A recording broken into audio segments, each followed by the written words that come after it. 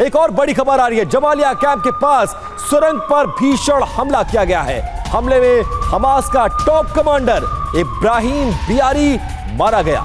7 अक्टूबर के हमले में यह कमांडर शामिल था और उसकी पूरी प्लानिंग में, उसके एग्जीक्यूशन में इसकी बड़ी भूमिका बताई गई है। सुरंग में लड़ाकों के साथ मौजूद था हमास का यह महत्वपूर्ण कमांडर और इजराइल के लड़ाकू विमानों ने सुरंगों में जो बम गिराए हैं उसमें इब्राहिम बियारी भी मारा गया।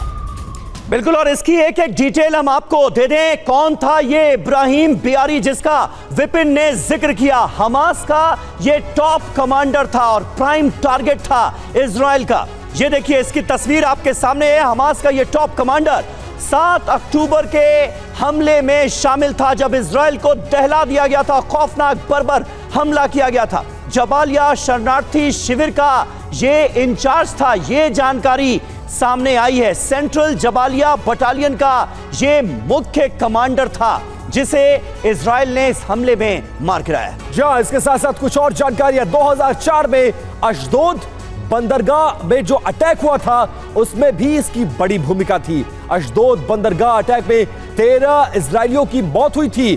तब से यह बहुत ज्यादा एक्टिव था। हमास के अभियानों की देख रेख का इसके पास ये बड़ा जिम्मा था।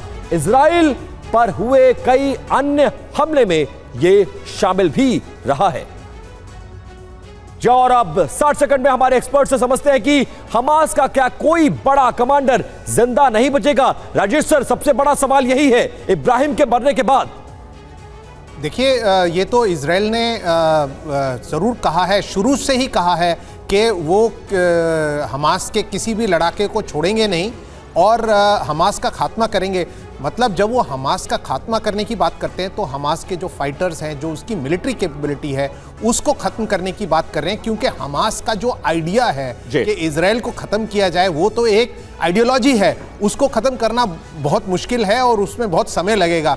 लेकिन जो हमास की जो मिलिट्री कैपेसिटी है वो उनके कमांडर्स के थ्रू, उनके फाइटर्स के थ्रू वही एग्जिस्ट करती है।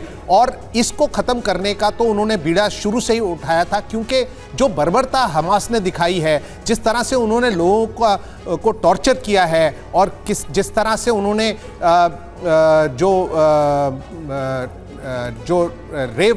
जो पार्टी थी उसके ऊपर लोगों को कैदी बना करके घसीट। सही बात है राजेश जी, और इसीलिए बार बार इजराइल की तरफ से दुनिया को यह बताने की कोशिश भी की जा रही है कि ये जंग हम पर थोपी गई है। ये जंग हमने शुरू नहीं की, बल्कि हमास ने ये जंग हम पर थोपी है। इस बीच कुछ और बड़ी खबरें हैं। लाल सागर के ऊपर हमला नाकाम कर दिया गया है। इजराइल ने हवाई खतरे को मार गिराया।